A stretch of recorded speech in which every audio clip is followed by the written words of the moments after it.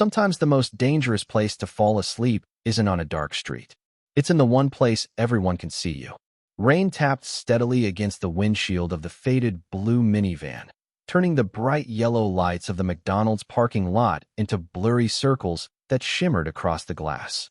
At 2:13 a.m., the restaurant had almost emptied. A teenage employee dragged overflowing trash bags toward the dumpster while a delivery truck idled near the loading entrance, its engine humming softly beneath the steady drizzle. The old minivan sat alone beneath the tallest parking lot light, its engine silent, its hood still warm from one final attempt to start before surrendering completely. Inside, 31-year-old Nia Carter had promised herself she would only close her eyes for 5 minutes. Her forehead rested against the steering wheel. One hand still clutched the car keys as if refusing to admit defeat. In the back seat, 3 children slept beneath mismatched hoodies and a worn fleece blanket that no longer reached all of them. Jordan, only 10 but already carrying himself like someone much older, leaned against the window with one arm protectively stretched across his little brother. 7-year-old Maya breathed with a faint whistle that barely rose above the rhythm of the rain.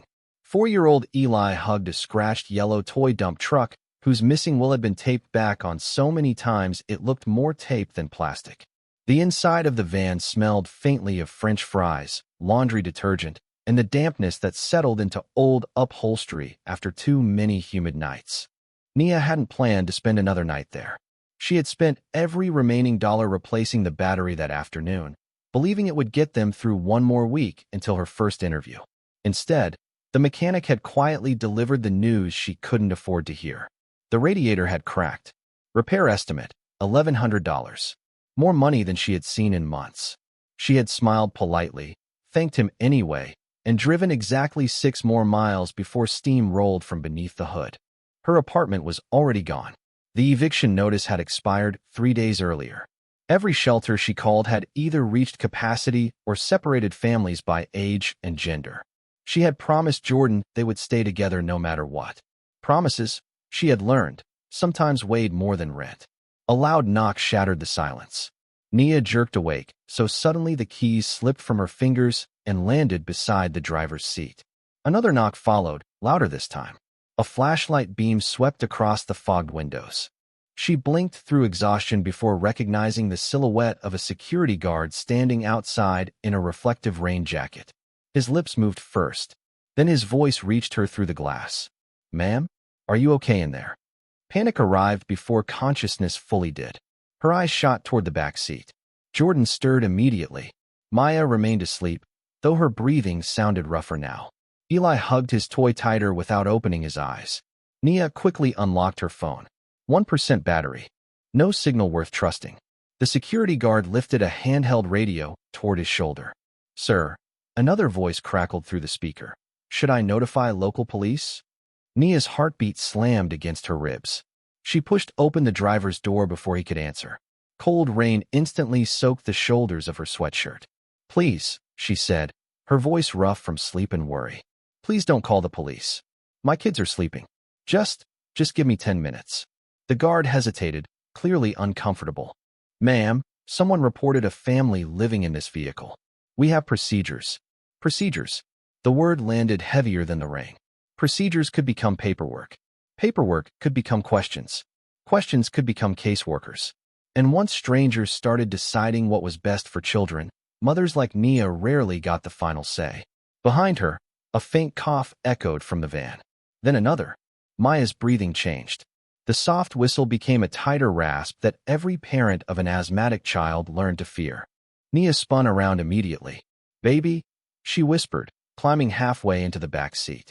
Maya's eyes stayed closed, but each breath came shorter than the one before it.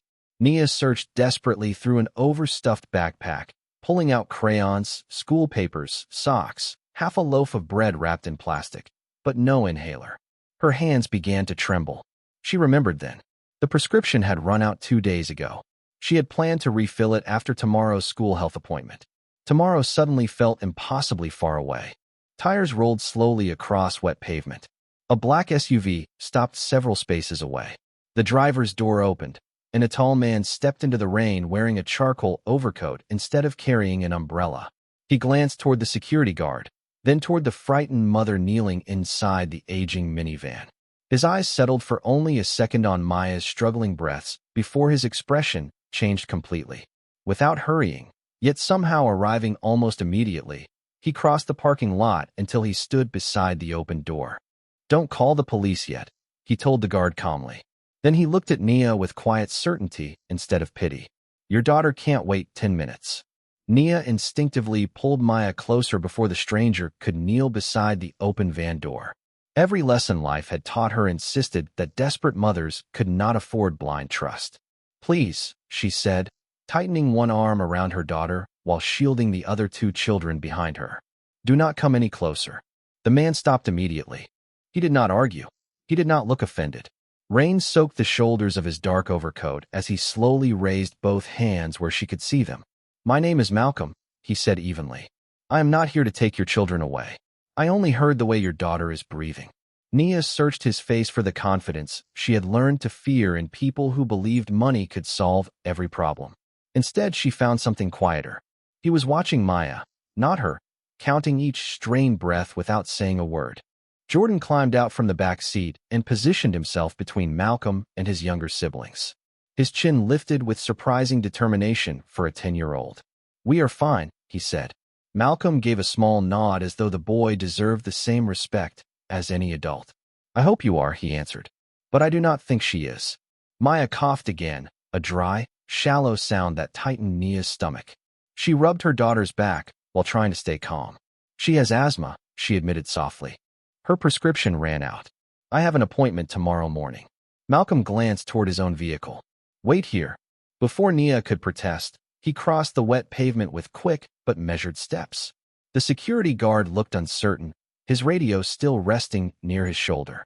"Ma'am," he said quietly, "if your little girl needs help, maybe let him try." Nia did not answer. She was too busy listening to Maya fight for each breath. Less than 30 seconds later, Malcolm returned carrying a small emergency medical pouch. He stopped several feet away and carefully removed a brand-new rescue inhaler still sealed inside its packaging. "My younger sister had severe asthma," he explained. "I keep extras in every vehicle I own. They are within the expiration date. You can check yourself." He held the unopened package toward her without taking another step. Nia hesitated only a moment before accepting it. Her fingers shook as she broke the seal and attached the inhaler to the spacer she had carried for months even after the medication was gone. "Slow breath, sweetheart," she whispered. "Just like we practiced." Maya obeyed as best she could. One breath, then another. They waited. Jordan watched his little sister with wide, frightened eyes while Eli finally woke and rubbed sleep from his face. "Is Maya okay?" he asked in a tiny voice. "She will be," Nia answered, praying it would become true. After another minute, Maya's shoulders relaxed slightly. The harsh whistle softened into slower breaths. Color gradually returned to her cheeks. Nia closed her eyes for the briefest second, overcome by relief she refused to show. "Thank you," she whispered, almost too quietly to hear. Malcolm simply nodded. She should still be seen by a doctor if the symptoms return. The security guard lowered his radio. "I will tell dispatch everything is under control," he said. "Just, please do not stay here all night." He walked back toward the restaurant, leaving the family alone beneath the parking lot light. Rain continued falling around them. Malcolm looked toward the silent minivan. "Your vehicle?" Nia let out a tired breath. "The radiator cracked. It is not going anywhere. May I take a look?" She almost refused automatically, but exhaustion had stripped away the energy required to keep saying no. "You can look," she replied. "That is all." Malcolm lifted the hood with practiced hands. Steam no longer escaped, but one glance told him enough. He examined a split hose, the cracked radiator housing, then quietly lowered the hood again. "This cannot be driven safely," he said. Nia gave a humorless smile. "I figured that out about 6 miles too late."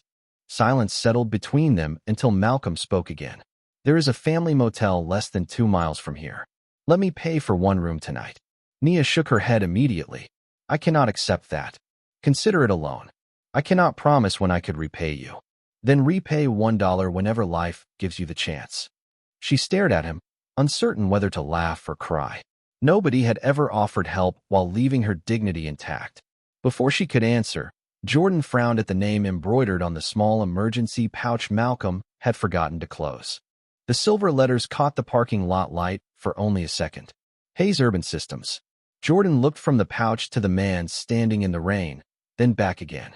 Something about the name tugged at a memory he could not quite reach, and for the first time that night, curiosity quietly replaced fear. Jordan kept staring at the silver lettering long after Malcolm zipped the medical pouch closed. Hayes Urban Systems. The name lingered somewhere in the back of his mind, tangled with memories of evenings when his mother used to sit at an old kitchen table covered with blueprints instead of overdue bills. Before he could ask anything, Malcolm gently cleared his throat. "The motel is still there if you decide you want it," he said. "No pressure." Nia looked toward her children before looking back at the silent minivan. The rain had grown heavier, drumming against the roof with steady determination. She knew exactly how many hours remained before dawn. By 8 o'clock, Maya had to be at her school's mandatory health review, or the district could suspend her attendance until updated medical paperwork was submitted. Missing another day would raise more questions than Nia could answer. Every choice now carried consequences that reached far beyond one difficult night. She inhaled slowly before speaking. "If I accept, it is a loan." Malcolm nodded. "A loan, and I will repay every dollar." $1 is enough." She frowned. "Why $1? A faint smile crossed his face. "Because it means the debt ends when your pride allows it to, not when your bank account does." Nia studied him carefully. Most wealthy people she had met enjoyed reminding others who had paid the bill. This man seemed almost uncomfortable talking about money at all. She still did not trust him, but trust and gratitude were not always the same thing. "Jordan," she said softly, "help your brother with the blanket." The boy nodded and climbed back into the van. Malcolm quietly retrieved a compact battery booster from the rear compartment of his sport utility vehicle. "Would you mind if I try one thing first?" he asked. Sometimes people are told a vehicle is completely dead when it only needs a jump. Nia stepped aside. "Go ahead." He connected the cables with practiced hands. The dashboard lights flickered to life. For one hopeful second, the engine turned over. Then a loud metallic rattle echoed beneath the hood before everything fell silent again. Malcolm disconnected the booster without saying a word. He already knew the outcome before trying. The battery had never been the real problem. Nia rested both hands on the steering wheel and released a tired laugh that sounded dangerously close to tears. "At least now I know I did not give up too early." Malcolm closed the hood gently. "No," he replied. "You did not." Together, they began moving a few belongings from the van into the back of Malcolm's vehicle. There was far less than he expected. One duffel bag filled with children's clothes. A grocery sack containing peanut butter, bread, and apples. A plastic folder packed so tightly with papers that its clasp barely stayed shut. Eli refused to let anyone else carry his battered toy truck. "He rides with me," the little boy declared. Malcolm smiled. "Fair enough." As Nia reached beneath the passenger seat for one final canvas portfolio, the zipper caught on a loose thread. Several folded engineering drawings slid onto the wet pavement before she could stop them. She immediately knelt to gather them, but Malcolm instinctively reached down to keep the pages from blowing into the rain. His eyes caught only a brief glimpse before she stacked them together again. They were not children's sketches or unfinished resumes. They were highly detailed transit system layouts covered with handwritten calculations, pressure readings, and structural notes. Across one corner appeared a faded company logo he knew better than his own signature. Hayes Urban Systems. Below it, in neat blue ink, someone had written a warning inside a narrow margin. Failure under extreme cold may trap passengers inside. Malcolm felt something tighten in his chest. The wording was precise. Technical. Written by someone who understood the system intimately. Before he could ask where the drawings came from, Nia slipped them carefully back into the portfolio and hugged it against her chest as though it contained the last pieces of a different life. She noticed the question in his eyes, but offered no explanation. Instead, she quietly said, "Those are all I have left from the job I lost."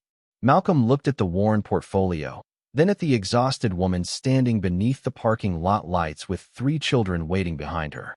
Whatever story had brought her here was far bigger than a broken radiator.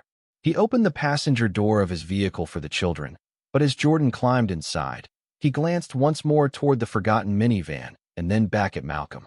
"Mr. Malcolm," he said cautiously. Has anyone ever told you that sometimes people lose everything because somebody important never looked at the right piece of paper? Malcolm froze for only a heartbeat before answering honestly. No, he said quietly, but I have a feeling someone should have.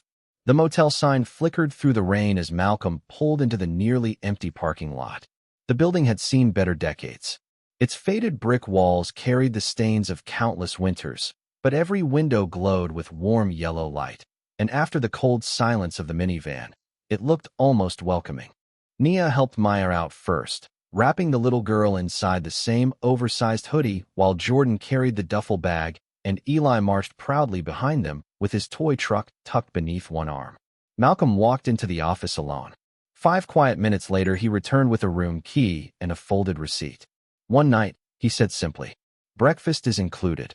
Nia accepted the key but immediately reached for the receipt. How much? Malcolm handed it over without hesitation. She studied the total carefully before taking a pen from her canvas portfolio. On the back she wrote, loan. One night. I will repay. Then she signed her name in neat handwriting and handed the paper back to him. Malcolm looked at the note for a moment before folding it into his coat pocket as carefully as if it were worth far more than the room itself. I will keep it, he said quietly. Good, Nia answered. So will I. Inside the room, the children reacted as though someone had unlocked a luxury suite instead of a modest roadside motel. Eli bounced onto one bed before remembering to remove his wet shoes. Jordan immediately pulled the curtains shut, a habit that had become second nature after too many nights of sleeping where strangers could look inside. Maya sat on the edge of the mattress, breathing much easier now, the color slowly returning to her face. Nia thanked Malcolm again, this time without lowering her eyes. You should get some sleep too, he said. Morning comes fast. She nodded. It always does. Malcolm started toward the door before stopping. What time is your appointment? 8 o'clock. School. Mandatory health review. Her voice remained calm, but exhaustion slipped through the cracks. If Maya misses another one, they start asking questions I cannot afford to answer. Malcolm understood there was more beneath those words than she intended to reveal. He simply replied, You will make it. She managed a faint smile. That depends on whether I can find a way to get there. He offered no promises this time. Instead, he wished the children good night and quietly closed the door behind him. As he walked back toward his sport utility vehicle, rain still falling softly around him, his phone vibrated inside his pocket. The screen displayed more than a dozen missed calls from his executive assistant, followed by a message marked urgent. The board has moved tomorrow's transportation safety review to 8:30 in the morning. Your attendance is required. Malcolm stared at the message longer than necessary. 8:30. Almost the same time Nia needed to get Maya across town. He slid the phone back into his pocket without replying. Inside the motel room, Nia finally allowed herself to sit down. Her shoulders sagged the instant the children stopped watching her. Jordan quietly approached with the canvas portfolio resting in both hands. Mom, he whispered, that man saw the drawings. She nodded. I know. Should we be worried? Nia looked toward the closed door before answering. Not yet. Jordan hesitated. He seemed different. Nia gently brushed rain-soaked curls away from his forehead. Different people can still make the same mistakes. She opened the portfolio and carefully removed the engineering drawings, smoothing each page across the small table beneath the lamp. The familiar diagrams carried coffee stains, folded corners, and months of wear, but every handwritten calculation remained perfectly legible. Her fingers stopped on the warning she had written nearly 2 years earlier. Failure under extreme cold may trap passengers inside.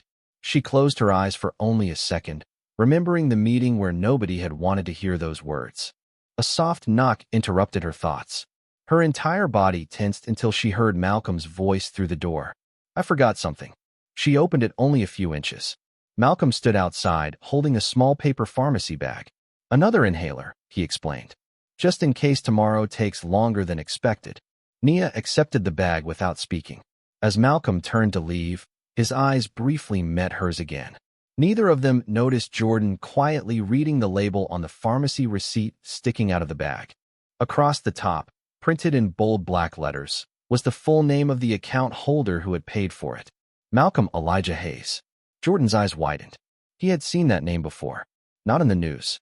Not on television, but on one of the old employee newsletters his mother had never managed to throw away. Morning arrived quietly, washing the motel curtains with pale gray light instead of sunshine. For the first time in weeks, Nia woke without the ache of cold metal pressing against her shoulders. It took only a second for reality to return. The motel room would be gone by checkout. The minivan was still stranded. The interview she had spent months hoping for was only 2 days away. And in less than an hour, Maya had to be across town for her school health review. She slipped out of bed without waking the children and quietly folded the blankets they had barely disturbed. Old habits were difficult to break. Even after losing almost everything, she still believed leaving a room better than she found it mattered. A gentle knock sounded at exactly 7 o'clock. Nia opened the door cautiously. Malcolm stood outside holding 4 paper breakfast bags and a cardboard tray with hot chocolate and coffee. The restaurant downstairs was already serving, he said. I thought the kids might be hungry. Nia accepted the bags, but immediately reached into her purse. She counted 3 crumpled $1 bills and several quarters before holding them toward him. Malcolm looked at the small pile of money without touching it. Breakfast is included with the room, he said. She narrowed her eyes. You already paid for the room. And breakfast came with it. She studied him for another moment, trying to decide whether he was protecting her dignity or simply avoiding an argument. Either way, she quietly slipped the money back into her purse. Jordan woke first. As he reached for his breakfast sandwich, his eyes drifted toward Malcolm. Are you really Malcolm Hayes? He asked. Silence settled over the room. Malcolm did not answer immediately. There was no surprise on his face, only acceptance. Yes, he said at last. I am.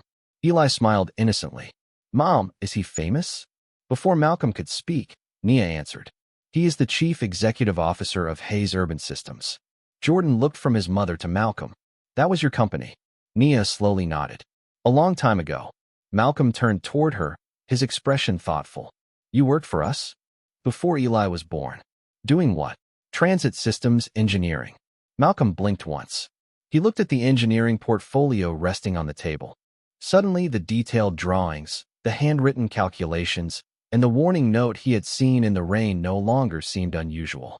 They belonged to someone who had once built the same systems his company still operated. Why did you leave? He asked gently. Nia smiled without humor. That is a much longer story than we have time for this morning. Maya quietly finished her hot chocolate before taking the new inhaler from the pharmacy bag. Mom, she whispered, I can breathe better. Nia kissed the top of her daughter's head, relief softening the exhaustion beneath her eyes. That is all I wanted.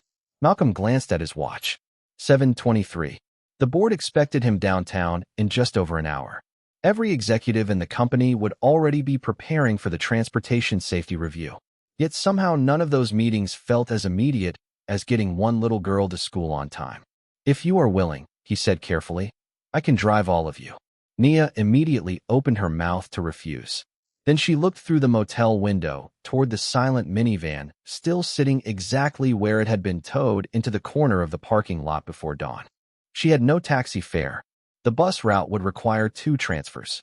Missing the appointment was no longer an option. She closed her eyes briefly before answering. Only to the school. Malcolm nodded once. Only to the school.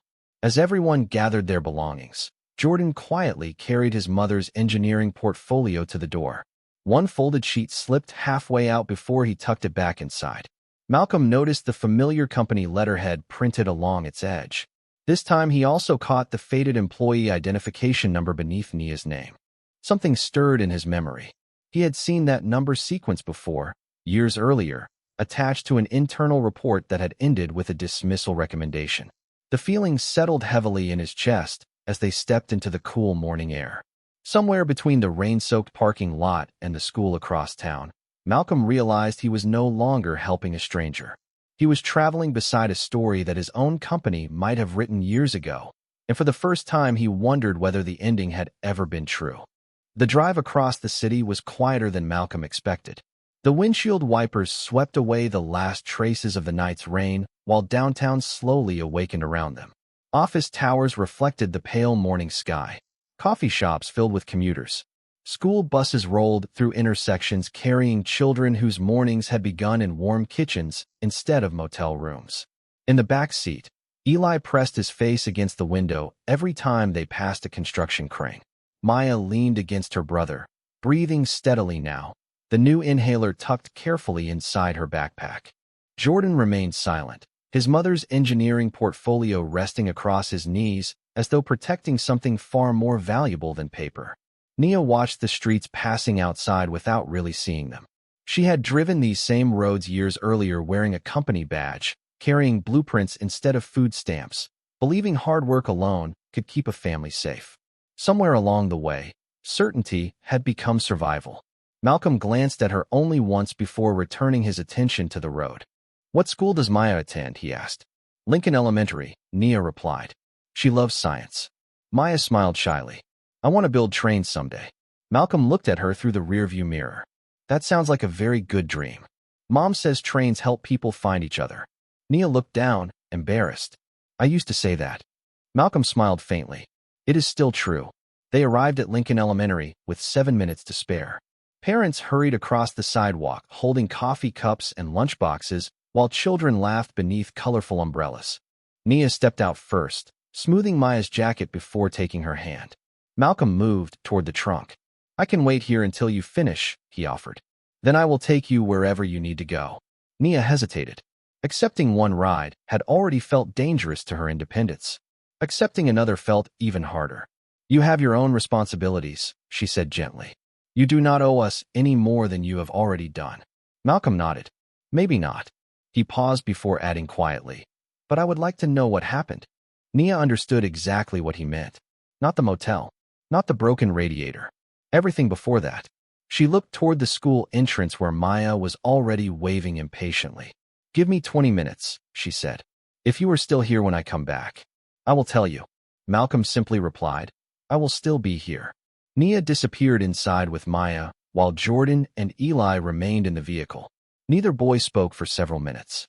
Finally, Jordan turned toward Malcolm. "Did you really build Hayes Urban Systems?" Malcolm nodded. "With a lot of people much smarter than I am." Jordan looked down at the portfolio. Mom used to smile when she talked about work. Malcolm remained silent. After she lost that job, Jordan swallowed carefully. She stopped drawing for a long time. Those words settled heavily inside Malcolm's mind. At exactly 8:21, his phone began vibrating again. Vanessa Cole's name appeared across the screen for the 6th time that morning. He answered at last. "Where are you?" she asked immediately. "The board is already waiting. I will be late." Silence followed. "Late?" Vanessa repeated. "Malcolm, the Federal Transportation Safety Review starts in 9 minutes. Every division head is here." Malcolm watched the front doors of Lincoln Elementary instead of the dashboard clock. "Delay the opening remarks. You know I cannot do that. Then start without me." Vanessa lowered her voice. "This is not like you."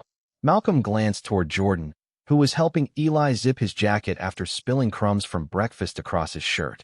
"No," Malcolm answered quietly. "Maybe it is not." He ended the call before she could ask another question. Several minutes later, the school doors opened again. Nia walked back toward the vehicle alone. She carried a folder in one hand and looked both relieved and exhausted at the same time.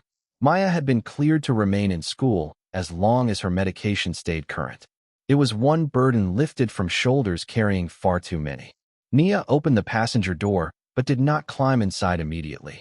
Instead, she carefully placed the engineering portfolio across her lap and rested one hand on its worn cover. "You asked what happened," she said softly. "If I tell you everything, there is a chance you will never want to see me again." Malcolm met her eyes without hesitation.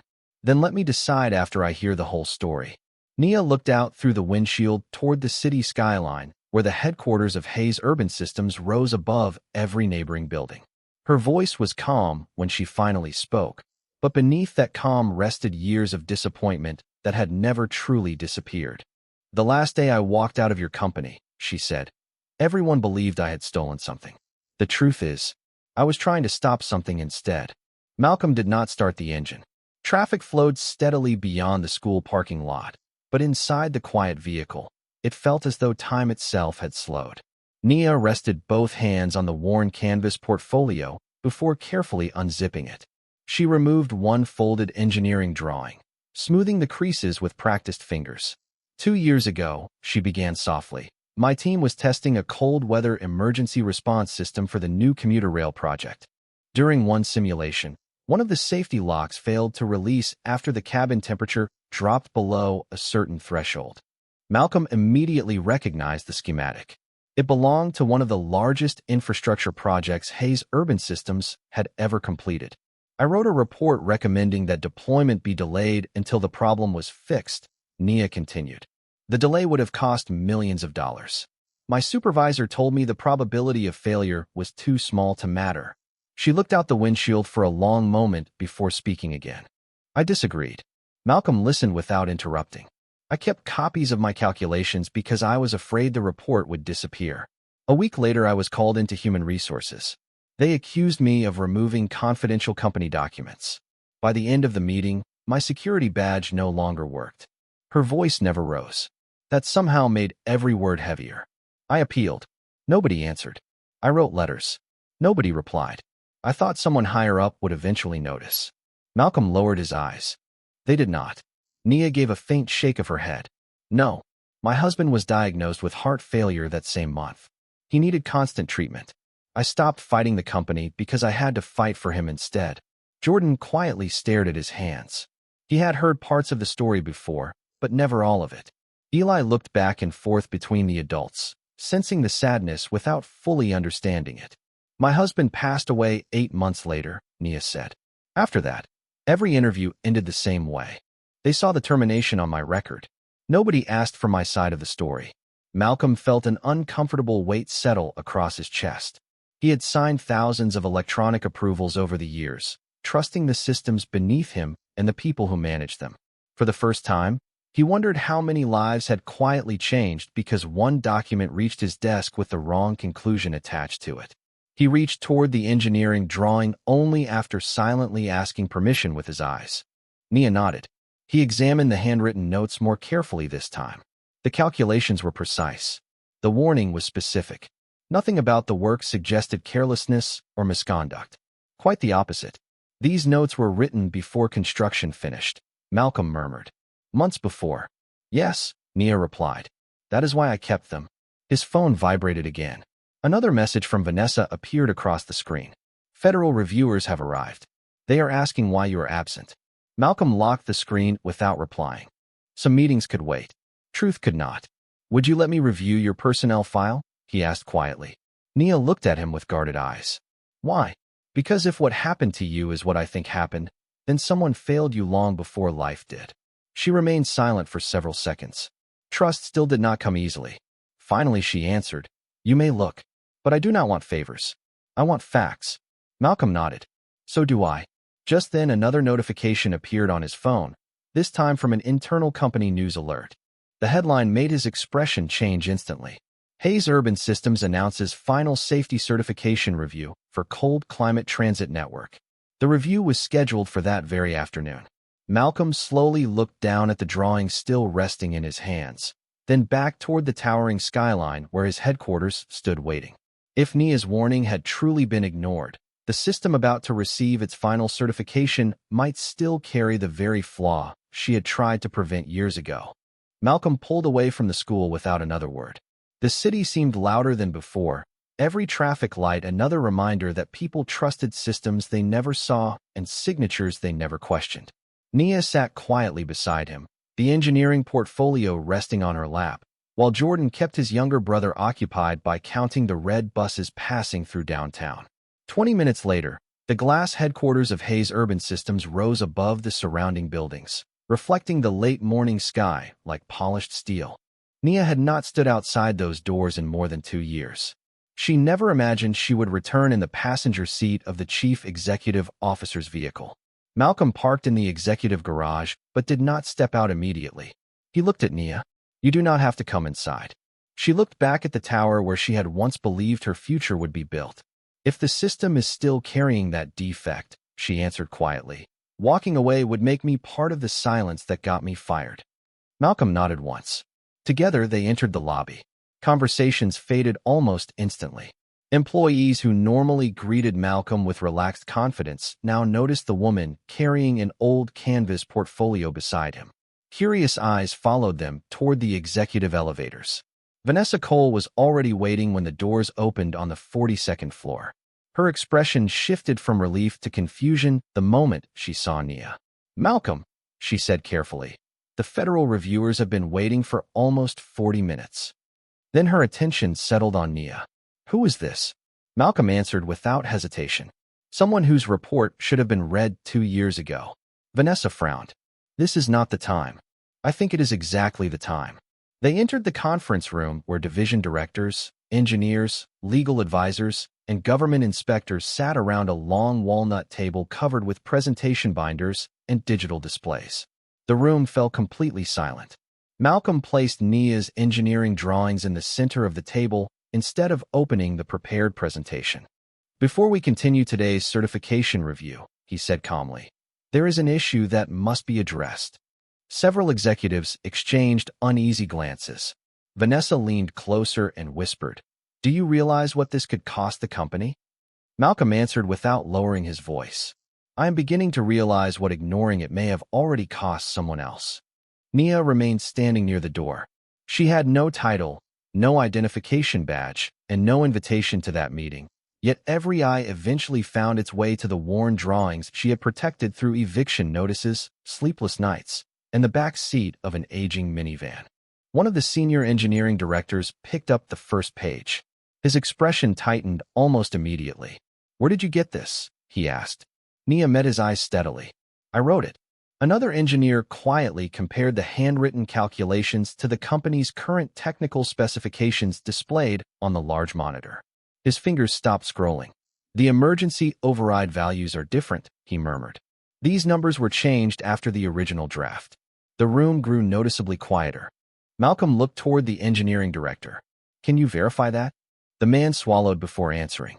"Yes. If these original calculations are correct, the current certification package may not include the full cold weather safety margin." Nobody spoke for several long seconds. Even the federal reviewers leaned forward, studying the documents more closely. Vanessa slowly opened one of the archived digital files on her tablet. She searched through old approval records, then stopped abruptly. "Malcolm," she said softly. "The revised report was uploaded 3 days after this version." Malcolm looked at her. "Who approved the revision?" Vanessa hesitated. "The authorization carries your executive signature." Malcolm felt the familiar weight settle across his chest again. He knew that signature had been generated through delegated electronic approval during one of the busiest expansion periods in company history, but knowing how it happened did not erase the responsibility attached to his name. Nia quietly gathered the remaining pages of her portfolio. "I did not come here for revenge," she said. "I came because if those calculations are still wrong, someone else may someday pay a price they never deserved." Her words lingered in the room long after she finished speaking. Across the conference table, one of the federal inspectors slowly closed his binder and looked directly at Malcolm. "Mr. Hayes," he said with measured calm, "before this certification proceeds, we are going to need a complete technical review of every document connected to this report." The conference room remained silent long after the federal inspector finished speaking. Malcolm slowly looked around the table at the executives who had helped him build Hayes Urban Systems, then back at the woman who had walked through the front doors carrying nothing more than a worn canvas portfolio and the truth she had protected for 2 years. "Suspend the certification review," he said calmly. Several executives immediately shifted in their seats. Vanessa closed her eyes for the briefest moment before opening them again. She knew exactly what that decision would cost in delayed contracts, investor confidence, and headlines by the end of the day. Yet she also knew there was no responsible alternative left. Within an hour, engineers began comparing archived files with the original calculations Nia had preserved. One discrepancy led to another. Email records surfaced. Revision histories appeared. Timestamps confirmed that safety values had indeed been modified after Nia submitted her report. The technical review concluded that the defect could be corrected before full deployment, but only because the original engineering analysis still existed. Had those handwritten calculations disappeared forever, the company might never have questioned the revised numbers. Late that afternoon, Malcolm walked into his office carrying the same folded loan receipt Nia had written at the motel. "One night. I will repay." He unfolded it carefully before placing it beside the personnel file that had changed 4 lives. The termination recommendation carried his electronic signature. He understood now that responsibility could not be delegated simply because authority had been. He called Vanessa into the office. "Begin an independent review of every delegated termination from the last 5 years," he said. "If we made this mistake once, we owe every employee the truth." Vanessa nodded quietly. "It will be expensive." Malcolm looked toward the city beyond his office windows. So was ignoring it. 3 weeks later, the independent investigation officially cleared Nia Carter of every allegation. Hayes Urban Systems issued a public correction acknowledging that her original safety concerns had been valid and that procedural failures had led to her dismissal. Malcolm personally offered her a senior engineering position. Nia listened politely before shaking her head. "I will come back," she said, "but only if I earn it the same way everyone else should." Malcolm smiled. "Then you will interview like every other candidate." She did. Her technical presentation impressed engineers who had never met her before. She answered difficult questions without mentioning everything she had endured. She earned the position through knowledge rather than sympathy. Months passed. Jordan no longer worried about hiding family papers because there was finally a filing cabinet in their small apartment. Maya proudly carried her inhaler to school and spent weekends building model trains from inexpensive kits Malcolm occasionally mailed with handwritten notes that always began the same way. For the future engineer, Eli still refused to throw away his old toy truck, even after Malcolm surprised him with a brand new one. "Mr. Old Truck already knows our family," he explained with complete seriousness, making every adult in the room laugh. Hayes Urban Systems established an emergency employee assistance program for workers facing sudden housing crises, expanded transportation safety reporting procedures, and created a policy requiring every engineering concern to receive documented executive review before final approval. Malcolm insisted that the program remain anonymous. "People should not have to become headlines before someone helps them," he said. On a cool evening the following spring, Nia drove through the same McDonald's parking lot where everything had begun. The old minivan was gone. In its place sat a dependable used sedan she had purchased with her own salary. She noticed another family resting quietly inside an aging car beneath the familiar parking lot light. Without saying a word, she parked nearby, carried over 2 warm meals, a grocery gift card, and the contact information for local family housing services. Malcolm watched from a respectful distance, remembering the night he had first crossed that rain-soaked pavement. When Nia returned, he handed her the folded motel receipt she had signed months earlier. She smiled, reached into her wallet, removed a single dollar bill, and placed it gently in his hand. "Debt paid," she said. Malcolm folded the dollar with the same care he had shown the receipt. "No," he answered softly as they both looked toward the family beginning to smile beneath the parking lot lights. "I think we are simply passing it forward."